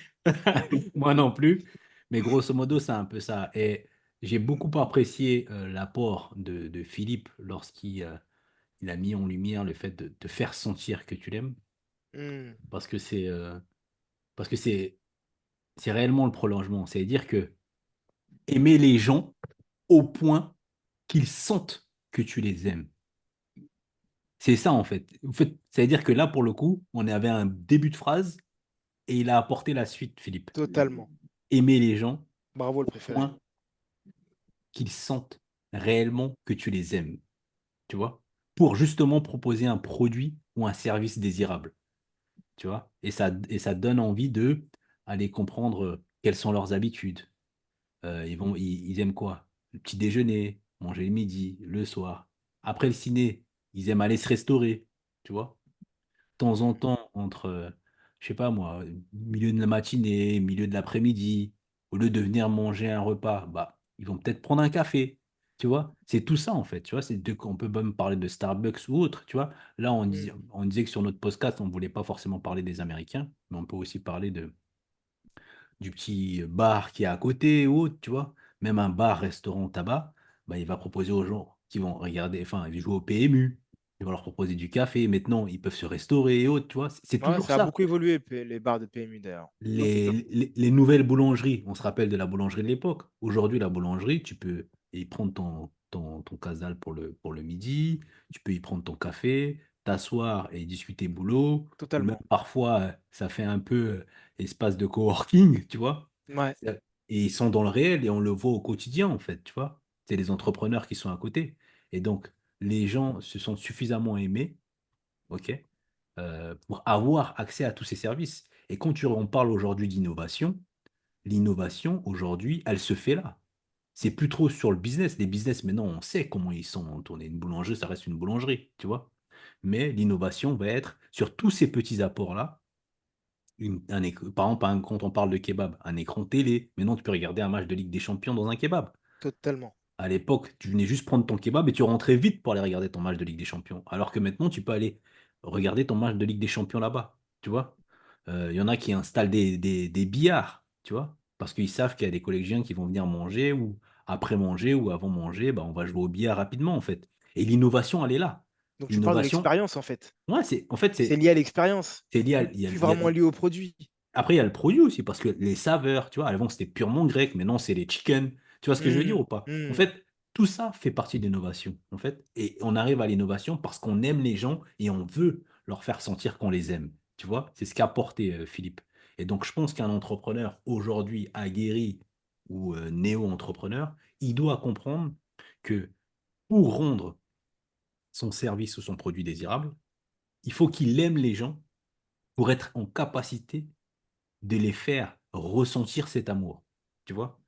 Et ça va s'articuler dans son produit en lui-même, dans son service en lui-même et sur tout le reste des choses qu'il pourra lui apporter. Comme toi, lorsque tu as pris l'exemple où tu étais certainement, je ne veux pas dire le seul parce que je ne sais pas, mais l'un des seuls courtiers à accompagner dans les visites, à accompagner signature à la banque, signature chez le notaire et même pour faire comment dire, conseiller conjugal, tu vois. Ouais, ouais, ouais, Et en ouais. fait, c'est ça, en fait. Et là, tu apportes de l'innovation, tu vois. Ouais, L'océan bleu dans un océan rouge. En fait, c'est ça, en fait. Et donc, l'innovation se porte là. Et donc, lorsque tu as en tête le bon objectif, le bon sens, la bonne trajectoire, donc aimer les gens pour qu'ils sentent que tu les aimes, ben, en fait, quand là, tu es en capacité de créer le bon produit, de rendre ton produit désirable, parce que tu as ça en tête. C'est-à-dire que là, tu as un cap très bien fixé en ayant ça en tête. Et donc, ça, je pense que c'est un élément déterminant et qui peut faire toute une différence entre toi et les autres. Parce que c'est là où, justement, pour revenir à ce qu'on disait au départ, où ta propre singularité, en tant qu'entrepreneur, de par tes expériences, de par ton vécu, de par ta façon de humer le marché, c'est là que tu peux réellement apporter quelque chose de bien différent. Tu vois? Donc voilà, avant que je parte dans d'autres digressions philosophiques, mais c'est réellement là. Et pour le coup, comme c'est un sujet qui colle à ma spécificité, c'est pour ça que j'en parle avec autant d'émotion et de cette façon-là. Mais réellement, un entrepreneur qui comprend que pour que son client soit satisfait, qu'il faut d'abord qu'il aime, il a tout compris et il va certainement proposer quelque chose de qualité. Donc du coup, ça veut dire que si je dois résumer un petit peu que je suis un néo-entrepreneur, Mhm. heu, avant d'être à la recherche du produit qui va bien se vendre sur Shopify, je dois plutôt me demander qu'est-ce que je peux faire pour aimer les gens ou plutôt pour aider les gens? Si je dois Oui, le mettre d'une autre manière. Parce que concrètement, un mec qui nous regarde là aujourd'hui, d'accord? Et qui veut démarrer dans l'entrepreneuriat, mais qui ne sait pas encore ce qu'il doit vendre. C'est quoi les conseils que vous lui donnez?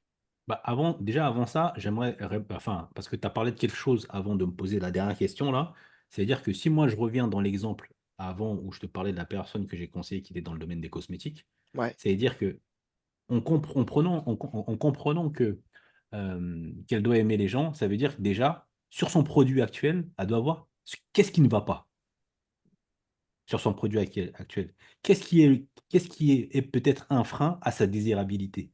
Peut-être que c'est son packaging, qui fait peut-être trop sommaire, qui peut va pas forcément lui permettre de justifier le prix, ou pour le coup, ou qui va être comme c'est des trucs, par exemple, que tu peux utiliser sous la douche. Bah, il faut que le truc il tienne, il faut que l'autocollant il tienne. En fait, c'est tous ces petits détails-là peuvent paraître, pour le coup, insignifiants, mais qui font que Important. ça va faire une grande différence, en fait, Bien tu vois? sûr, Et ça bien veut dire sûr. que même lorsque tu vas en parler à ton client et que tu vas lui dire, quand vous êtes sous la douche, vous l'utilisez comme ça pour votre hygiène intime ou autre chose, ou Mmh. nanana, bah, Mmh. sachez que ça va faire ça.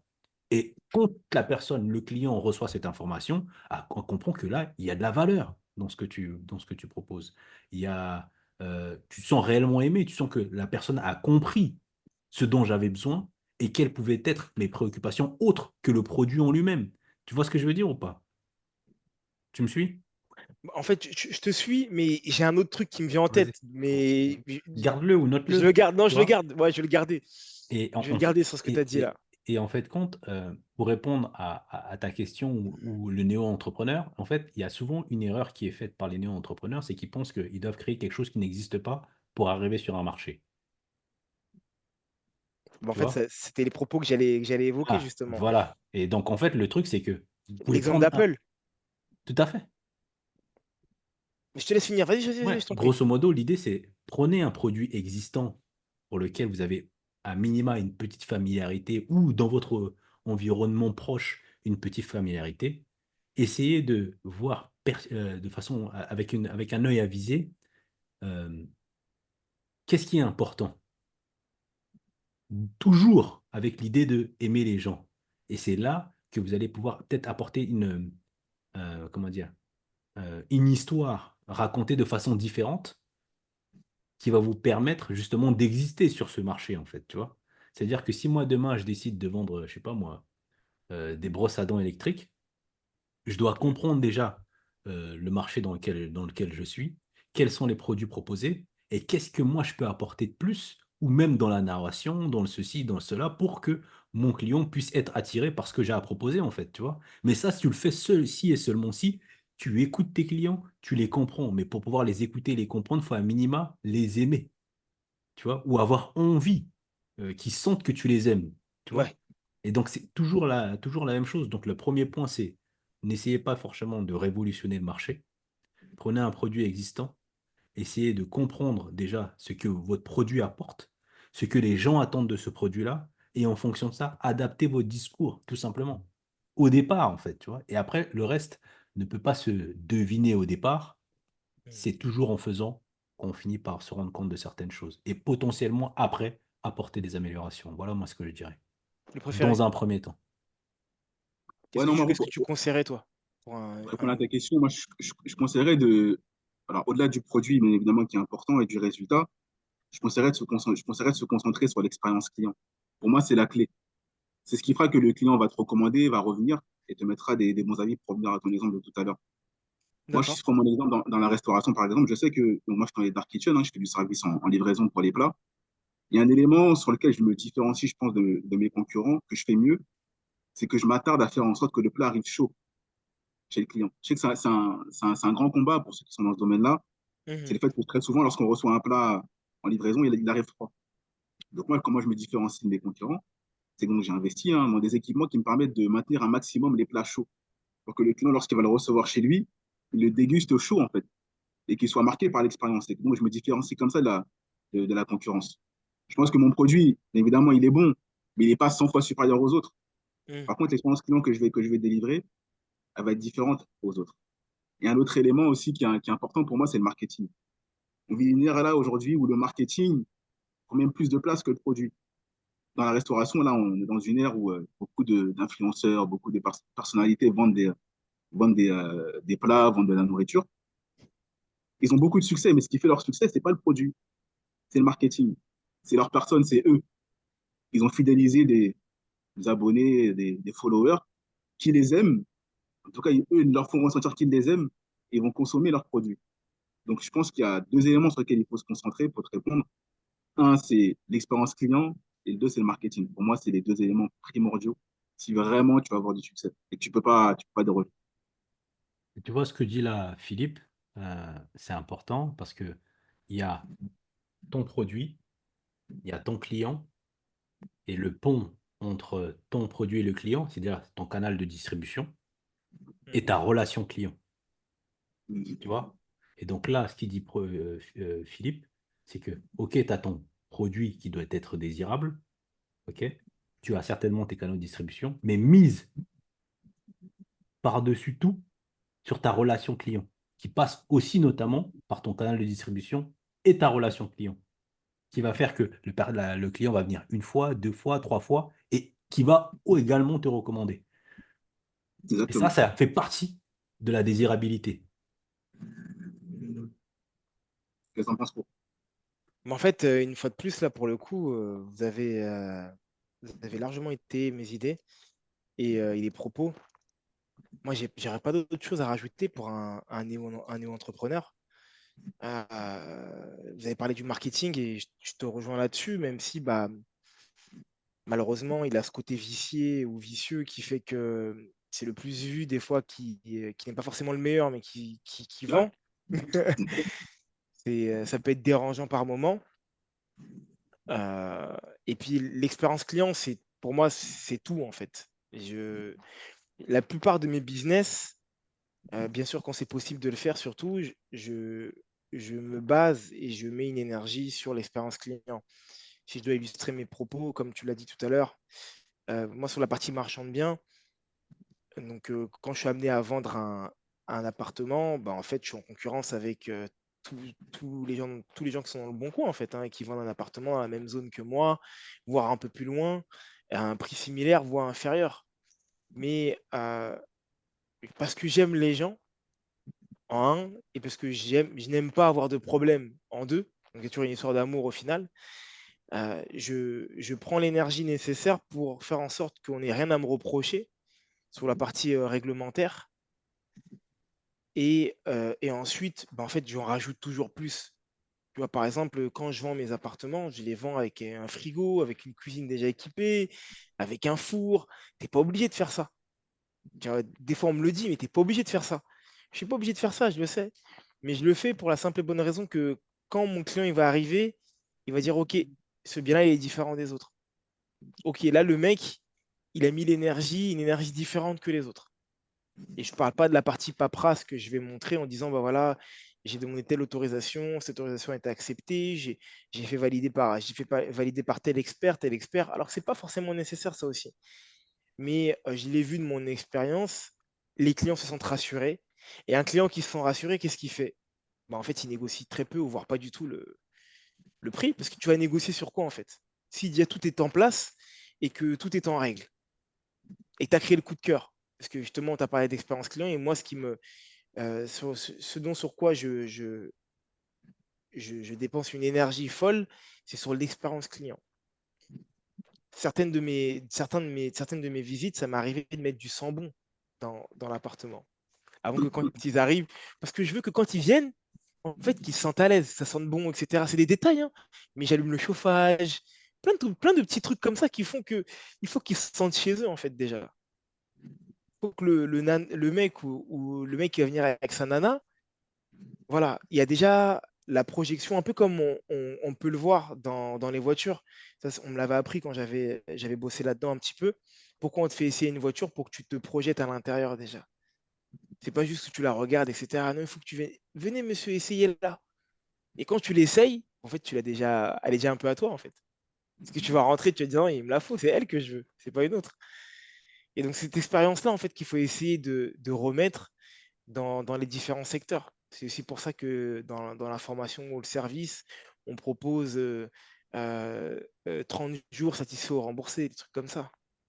Ou Free, par exemple, il te propose de te rembourser, ou SFR, peu importe, il te propose de te rembourser 200 euros si tu leur envoies un coupon quand tu as acheté ton iPhone, etc., etc. Ils savent très bien que tu ne vas pas le faire, mais c'est bon parce qu'en fait, tu es déjà conquis sur le produit après. Donc, il y a très peu de personnes qui vont renvoyer le coupon et qui vont se prendre la tête à se rembourser des 75 euros ou des 80 euros, des je ne sais quoi. Donc, je vous rejoins totalement, les gars.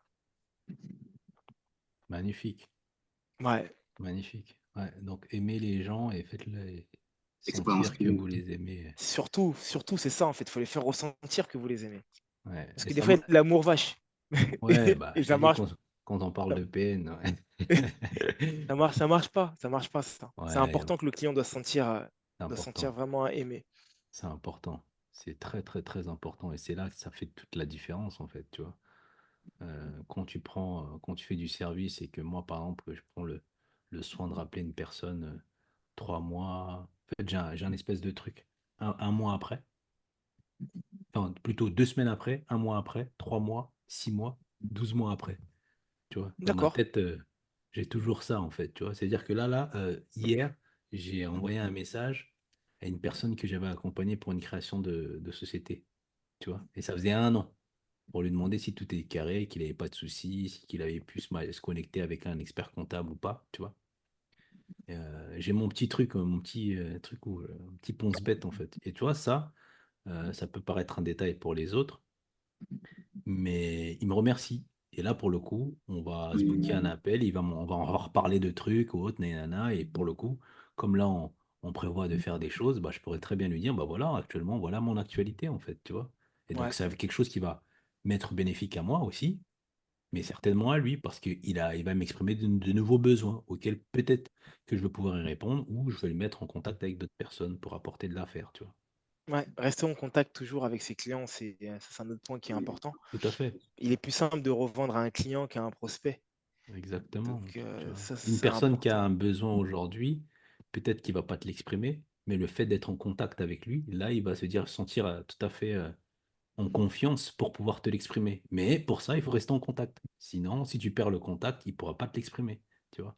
Il y a des Totalement. personnes qui restent avec des besoins non satisfaits pendant X temps, en fait, tu vois. Et Totalement. qu'il y a une personne qui tombe dessus et qui leur propose un service qui est si avec leurs besoins, leurs attentes, bon, en fait, c'est cette personne-là qui gagne le marché finalement. D'où l'importance d'avoir un marketing efficace. La dernière fois, enfin, pour le coup, il y a quelques instants, Philippe nous parlait de marketing. Bon, en fait, Coca n'est pas spécialement la meilleure boisson pour tout le monde. Mais Moi, je comme ils ont pense un à eux en marketing plus. efficace, ça fait la différence. À chaque événement sportif, ils sont toujours là. À chaque événement joyeux, ils sont toujours là, puisque c'est un peu leur façon de marketer, en fait. Tu prends du Coca pour te sentir bien et aux différents événements. Il n'y a Hmm, pas un restaurant qui propose pas un Coca, tu vois. totalement. Euh, Hmm, tu vois. On pourrait proposer des jus qui, entre guillemets, sont plus sains, mais on hmm. va te proposer bouteille d'eau, Coca et jus d'orange, tu vois. Alors qu'on pourrait te proposer une autre boisson gazeuse. Mais ils ont fait le taf, quoi, tu vois. Ils sont là, ils marketent, ils sont là constamment, en fait, tu vois. Et donc, en tant que À défaut proposeur, d'aimer les gens. exactement, tu Et proposes tes encore. produits et services, bah, tu continues à être présent, à être visible. Et là, tout à l'heure, Philippe parlait pour le coup, pour les commerces de bouche, de l'importance des influenceurs et autres. Mais en fait, le maître mot bien avant les réseaux sociaux, c'était la visibilité. Ouais, c'est clair. Ouais. C'est c'est peu clair. La importe la forme. visibilité. Il faut être Mm, visible. C'est-à-dire que tu peux être le meilleur cordonnier de chez toi, mais si personne ne te connaît, tu n'es pas visible, bah, en fait, tu n'auras jamais de clients. totalement. Et donc, tu es obligé, à un moment ou à un autre, d'être audible et visible. Ouais. Et on le voit même, par exemple, avec les pizzerias. Elles Ouais. continuent à nous mettre des prospectus dans la boîte aux lettres. Et ça marche. C'est clair. On a pratiquement tous un prospectus, normalement, d'une pizzeria ou d'un restaurant, alors que peut-être que tu vas jamais l'utiliser les 6 premiers mois, mais un jour, quand tu en as besoin, bah tiens, Regarde, tu vas, excuse-moi pour je te t'en couper, prie. il y a un truc tout con. La dernière fois, dans ma boîte aux lettres, il y a un match de foot. Ok? J'ai pas spécialement d'idée de prendre une pizza. Je vais dans ma boîte aux lettres, je tombe sur le prospectus. Bah, je me dis, ah tiens, ce soir, bah, pourquoi je commanderais pas une pizza? Et en fait, c'est ça, en fait. Il faut continuer à faire ce taf-là, Être visible, continuer à être visible. être dans le Et conscient et personne, l'inconscient. le client va pas exprimer son besoin comme ça et venir te voir, et toc, toc, toc, en fait, j'ai ça. Non, le fait que tu sois visible, lorsque l'opportunité se présente, comme tu es visible, la personne pense à toi, en fait, tu vois. Et ça, c'est ça, en fait. C'est jamais en fait, on a l'impression qu'on fait ça pour rien et Pour qu'il n'y a rien, pas de truc, mais exactement. c'est important de toujours être là au quotidien, être au plus proche de tes clients, tu vois. Toujours au plus proche de tes clients. Et c'est pour ça que c'est important d'aimer les gens, parce que tu aimes les gens, tu connais ta cible, tu, et tu fais ce que tu as à faire, en fait, tu vois. Tu sais après le cinéma, bah, il a besoin de se restaurer, mais surtout, après le cinéma, il faut que la personne reste avec sa chérie ou son chéri, Hmm, encore, pour faire durer le moment. Non, mais c'est ça. Parce qu'en fait, quand tu les connais bien, c'est pas juste manger, en fait. C'est qu'il faut faire durer le moment. Faire apprécier le moment, apprécier l'instant. Donc, il faut encore rester encore un peu ensemble. C'est pour ça que tu vas avoir le plat, mais tu vas aussi avoir le dessert. Tu comprends? En fait, quand tu es vraiment, tu as ça comme target, d'aimer les gens, de proposer quelque chose de désirable, mais tu fais tout. En fait, ça change tout, en fait, dans ce que tu fais.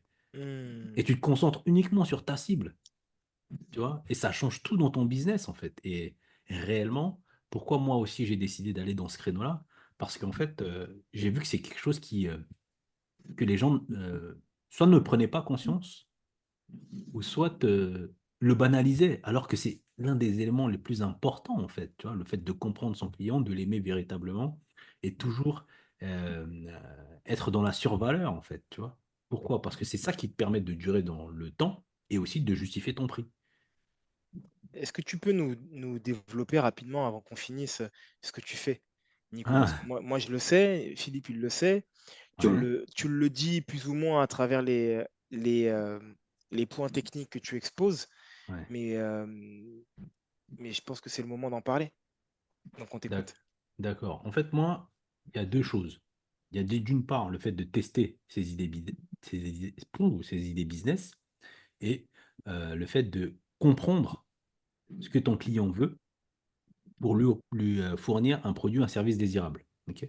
Donc sur la partie de tester ses idées business, en fait, c'est quoi le souci? C'est que moi-même, en étant entrepreneur, en ayant tenté quelques business, j'ai toujours été confronté à l'échec ou au manque de méthodologie. Et donc frustré de cela, et en ayant accompagné les gens en création d'entreprise et en ayant vu ce que ça a donné par la suite, moi j'ai voulu comprendre comment on fait, grosso modo. Est-ce qu'il n'y a pas une littérature ou des personnes qui ont réfléchi à ce sujet-là et qui ont une méthodologie propre qui permet justement de transformer une idée en business, tu vois? Hmm. Et donc moi j'ai été à la recherche de cette information-là. Et en étant à la recherche de cette information-là, je suis tombé euh, justement sur un processus qu'on appelle le développement par la clientèle, qui permet justement de partir d'une idée pour la transformer en business. Donc ça, c'est la première partie que je fais et que je conseille aux gens, c'est je les aide dans un processus de testing d'idées business, en fait, tout simplement. Ça, c'est la première partie. Et la deuxième partie, qui est en lien avec la première partie, c'est de comprendre justement les clients. Et c'est là où on revient à ce qu'on discutait depuis tout à l'heure, le fait d'aimer les gens, en fait, de fournir un produit ou un service désirable. Et ça passe par le produit en lui-même, le fait de bien connaître ton client, ta cible, et les ponts entre eux, qui sont les canaux de distribution, donc site internet ou autre, comment dire, entreprise physique ou autre, et ta relation clientèle, qu'est-ce que tu mets en place justement pour maintenir le lien avec ton client. Donc ce sont ces deux choses-là. Moi, je conseille les gens justement à tester leurs idées business et aussi à comprendre leurs clients pour leur fournir des produits et des services désirables. C'est ça ma spécialité, tu vois, en dehors de toutes les choses que je peux faire, parce que j'ai aussi une formation comptable, moi, et qui me permet d'avoir des connaissances en droit des sociétés, droit social, en comptabilité, en fiscalité. J'ai aussi par le passé aidé les personnes dans leur processus de création d'entreprise sur le plan administratif. Donc, c'est un peu tout ça. C'est un peu tout ça que je fais. Ok, Super, super. merci. Je t'en prie. Philo, tu as quelque chose à rajouter? Je t'en je t'en prie. Non, Ça fait 1 heure là. s'il faut terminer, je dirais de faire attention à une petite nuance Ouais. à faire la différence entre ce que les gens veulent et ce que nous on veut. Oui. Euh, Ouais. Souvent, on peut faire Hey, cette t'as erreur-là. t'as les mots justes ce soir, hein. Je sais pas ce Je qui suis se passe là, mais J'ai dit au début, je suis béni, moi. Je fais les choses t'es le bien. préféré. Mais non, mais c'est bien d'être le Je vais préféré. béni, c'est pas Punaise. toujours le cas. Excuse-moi de te couper. Non, mais c'est vrai que c'est important de se concentrer sur ce que le client veut et pas forcément sur ce que nous on veut parce que je vois beaucoup d'erreurs là-dessus. Moi, si je pourrais parler avec mon activité dans la restauration, Mhm. j'ai par exemple un collègue à moi peut-être qu'il se reconnaîtra, je passe le big up au passage, donc qui a ouvert un restaurant. Il s'est concentré sur ce que lui aime. Alors que là, on est dans une région du Nord, ils ont leurs particularités, ils ont leur Mhm. habitude. On ne va pas les changer comme ça. Prendre un petit exemple assez simple, eux ici sont encore en mode kebab, ketchup, mayo. Lui, il a voulu leur apporter un concept novateur, parisien, dernier cri. Mais du coup, c'est pas bon. C'est pas que c'est pas bon, c'est pas ce qu'ils veulent en fait. Mais ça veut dire quoi? Attends, désolé, là, je prends ma robe d'avocat, là. Je fais l'avocat du diable. Vas-y. Donc, en fait, ce que tu m'expliques, c'est que, je sais plus comment il s'appelle, le créateur d'Apple, vous allez me dire le nom. Steve Jobs. Voilà. Merci Steve Jobs, il arrive dans ton coin là-bas, ils sont pas encore à l'iPhone, il leur propose pas le téléphone, en fait. Parce que c'est pas ce qu'ils veulent. C'est ça que tu me dis, Non, là. non, parce que là, c'est un peu différent, parce que le téléphone existe déjà, si tu veux. C'est même pas un nouveau produit, enfin, c'est même pas une nouvelle offre, c'est juste un produit différent. C'est pas qu'il apporte quelque chose d'innovant ou quoi que ce soit qui va changer les habitudes des gens. C'est juste qu'ils ont des habitudes de consommation et ils ne veulent pas y déroger. Ils ne sont pas dans la nécessité d'avoir ce truc-là, en fait. Puis lui, il a voulu apporter quelque chose qui lui plaît en pensant que ça allait plaire spontanément aux autres. Alors que ce n'est pas toujours le cas. Ça peut l'être, hein, on peut apporter une idée innovante et ça fait banco et ça pète les scores. Mais dans son cas, et je pense que c'est le cas de beaucoup de business, très souvent on se concentre sur nous plutôt que de se concentrer sur le client. Je pense Ouais. que ça peut être une erreur qui peut être fatale si au préalable on n'a pas fait une étude, on n'a pas d'abord testé son marché et son produit. Et donc, dans ce cas-là, désolé, ça rallonge la vidéo, mais je suis obligé de poser la question, ça va peut-être servir à d'autres personnes, en tout cas, ça va me servir à moi. Euh, Quels sont les éléments de base qui vous permettent de savoir que là, tu aimes les gens? Parce que naturellement, quand tu vas aimer une personne, moi, ce que j'ai tendance à dire à mes proches, euh, fais à la personne ce que tu aimerais qu'on te fasse à toi. Quand tu vas faire un service, fais la chose à la personne que tu aimerais qu'on te fasse à toi. Donc, du coup, tu bases ton amour par rapport à ce que toi, tu aimerais recevoir des gens. Donc là, Ouais. techniquement, c'est pas déconnant ce qu'il fait alors. Donc là, Non, mais si là, j'ai besoin de comprendre. tu passes à des gens qui n'aiment pas les fraises, tu leur dis, moi je fais des tartes aux fraises, des tartes aux fraises incroyables, venez les Mm, tester. mm, Ça ne marchera pas. Ils n'aiment pas la fraise. Même si c'est la meilleure tarte du monde qui cartonne à Paris. Toi, tu leur proposes ces tartes aux fraises, ils n'aiment pas les fraises de base. Pourquoi aller plus loin? Ça ne marche pas, c'est pas ce qu'ils aiment. Eux, ce qu'ils aiment, c'est les tartes aux poires. Ils aiment la poire, c'est leur fruit favori. Ils n'aiment pas la mm. fraise. C'est pas forcé. Teste ton marché sans investir des grosses sommes, lance ton idée de tarte aux fraises, mais ne va pas faire de gros investissements là, tu testes, on ne sait jamais. Ok, donc Mais ne va pas mettre. Vas-y, je t'en prie. ça veut dire que quand même, au départ, tu démarres sur l'idée de faire quelque chose qui te semble bon à tes yeux pour les autres. Moi, je pense qu'il faut toujours tester. Nico? Que tu En penses que fait, ça va cartonner ou pas, et même des fois, quand tu penses que ça ne va pas cartonner, il faut tester toujours. Mais c'est en fait, dans le niveau de test que, Ok, que je parle. En fait. Pas de d'accord. s'impliquer pas, Là, de je là, se lancer comprends. comme ça, corps et âme dans un projet, sans avoir vraiment testé au préalable son marché. Ouais. Mhm. Et c'est là où je vais juste rebondir, Philippe, sur ce que tu dis. Ouais, Tu sais, sur le processus de testing d'idées business, il y a une chose qui est très importante, c'est l'hypothèse. ouais. C'est-à-dire qu'au départ, quand tu as ton idée business, tu as un présupposé. Ok. Je suppose que les gens du Nord peuvent aimer les kebabs comme sur Paris. Ok. Mais Mhm. quand tu vas venir avec cette hypothèse-là, ton but, c'est rapidement de savoir si cette hypothèse-là, elle va rencontrer une affirmation Mhm. ou elle va être annulée. Exact. Tu vois? C'est-à-dire que même bien avant de faire tous les investissements pour justement venir vendre tes kebabs comme sur Paris, tu peux déjà, en faisant, je sais pas, un commerce éphémère ou en ayant un Dark commerce Kitchen. éphémère ou une dark kitchen dans un centre commercial. Tu sais, aujourd'hui, il y a des centres commerciaux qui proposent des restaurants éphémères ou autre, nanana, tu vois. Ça t'évite de faire de gros investissements et Exactement. de tester le truc, en fait, voir si les gens sont réceptifs. Et qu'est-ce que tu fais? Tu vas proposer ce qu'ils ont l'habitude de manger, tu vas Mhm. proposer ce que toi, tu veux Une mettre en alternative. place et tu vas Voilà. voir. C'est exactement ça, ouais. C'est-à-dire que quand je donnais l'exemple dans la première vidéo où je disais que tu as 20 000 euros pour ton projet, ok? La plupart des gens, ils vont dépenser les 20 000 euros dans leur projet et ils vont se rendre compte que finalement, ben, ils n'aiment pas les kebabs de Paris dans le Nord. Ben, tu as tout perdu. Si par Exactement. Mhm. exemple tu décides de faire un restaurant éphémère ou autre dans un centre commercial, pardon, et, euh, et pour le coup, tu vas faire quoi? Au lieu de te dépenser 20 000 euros, bah, ça va te coûter peut-être 5 000 euros le loyer, je sais pas, sur un mois, ou avec, je sais pas, ton stand ou autre, nanana, et tu proposes les deux. Là, tu vas tout de suite savoir quel kebab il préfère. Et là, tu auras Exactement. testé ton idée business en minimisant tes incertitudes et tes risques. Tu vois, et les 15 000 euros, bah, pour le coup, tu dis, bah, je vais mettre à fond 15 000 euros pour proposer le kebab qu'il préfère. Et là, tu es sûr que tu vas rencontrer un meilleur succès que si tu avais fait l'inverse. C'est Exactement. ça, en fait, tu vois. Tu testes ton hypothèse, toujours, direct. Et malheureusement, ce biais-là dont vient parler Philippe, Philippe. Mhm. c'est les personnes qui, malheureusement, soit sont mal conseillées, soit sont néo-entrepreneurs dans le business. Mmh. C'est souvent l'erreur que l'on fait, en fait. C'est après avoir pris deux, trois gifles qu'on se rend compte, ah, finalement, bah écoute, je vais quand même commencer à danser comme il danse ici et je ne vais pas trop faire le malin. Mais en fait, c'est ça.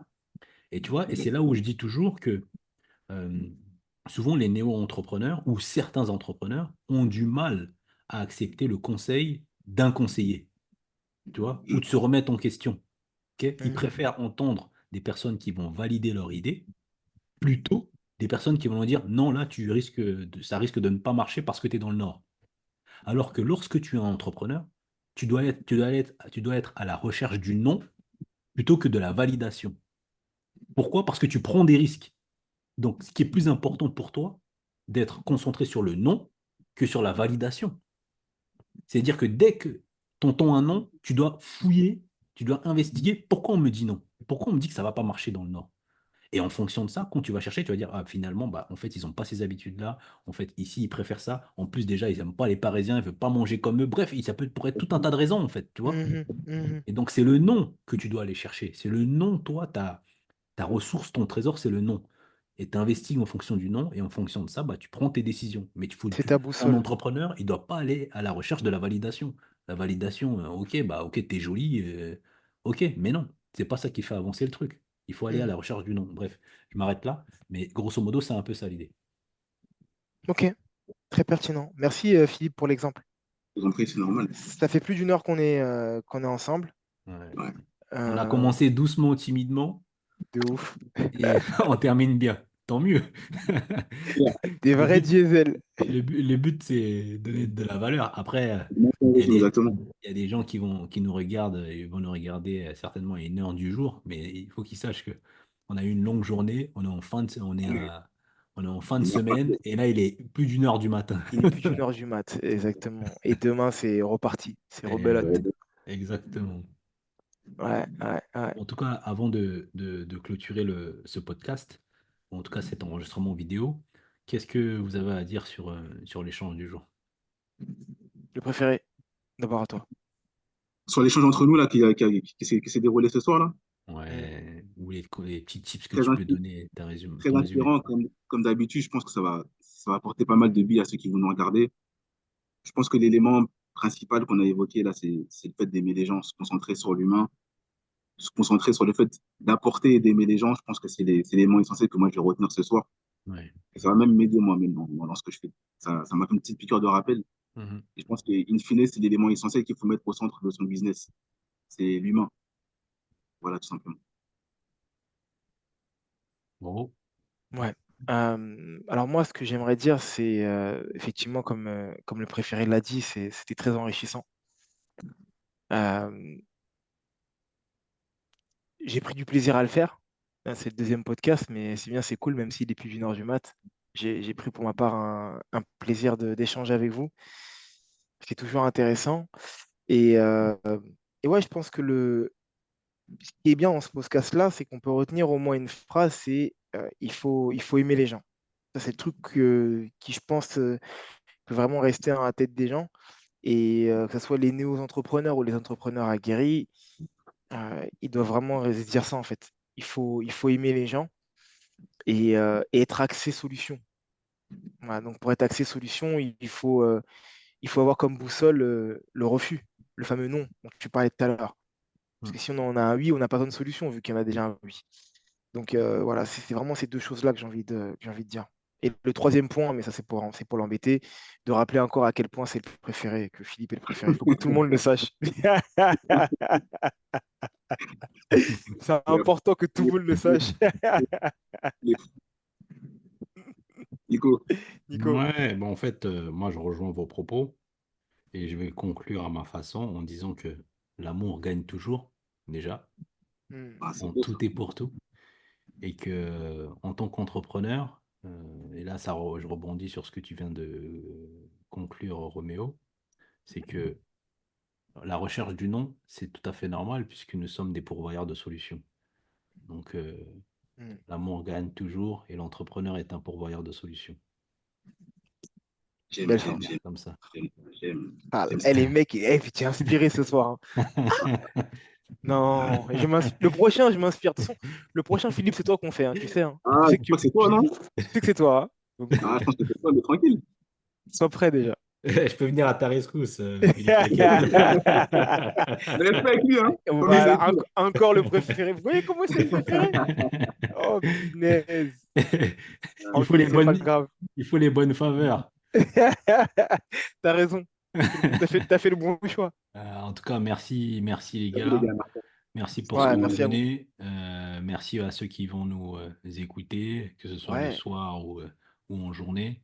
ouais, On va tenir notre engagement. Chaque semaine, on va vous donner les meilleurs de nous sur les choses qui sont réelles, ouais. sur N'hésitez pas à nos... faire des retours. Exactement, C'est important. exactement. Vu qu'on est en stade d'amélioration aussi également, que ce soit sur le son, que ce soit sur l'audio. Ouais, Exactement. Le son et l'audio, c'est la même chose. Le son ou le visuel, je voulais dire. ouais, la Euh, vidéo. n'hés- la vidéo, merci. N'hésitez vraiment pas à faire des retours, à nous dire si c'est trop long pour vous. N'hésitez pas, on pourra faire plus court. On va tout faire pour, en tout cas. Ouais, Et puis voilà. Et puis après, bah, si vous aimez bien, que ça peut servir à d'autres personnes, bah, partagez-le, en fait. J'ai un maximum, ça. exactement, exactement. C'est important. On va finir par arriver à un format qui convient à tout le monde, un modèle standard. Ouais, Et ça passe forcément par du feedback, parce que nous, on pourrait rester là pendant 3 heures à discuter. C'est de clair. fou, de fou. Il y a tellement de trucs dont on pourrait parler, hein. Ouais. Surtout Ah, enfin, on en parlait à la fin du dernier enfin, la première vidéo, c'est le fait d'être bien entouré, ça, on peut en parler encore. Le ouais. partenaire de l'entrepreneur, ça, c'est Hmm. hyper important.